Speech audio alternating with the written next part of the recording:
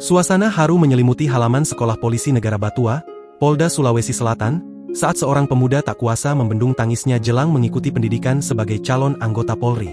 Momen emosional itu menjadi viral di media sosial setelah diunggah oleh akun TikTok resmi SPN Polda Sulsel pada Rabu, 30 Juli 2025. Dalam video yang menyentuh hati tersebut, tampak seorang polisi memeluk erat sang pemuda yang menangis terisak, mencoba menenangkannya. Tangisan itu bukan tanpa alasan. Selama masa pendidikan yang akan dijalaninya nanti, pemuda tersebut harus meninggalkan sang nenek tercinta seorang diri di rumah. Diketahui, ia hanya tinggal berdua dengan neneknya, yang kini menjadi satu-satunya keluarga yang ia miliki. Tak disebutkan secara jelas keberadaan orang tuanya.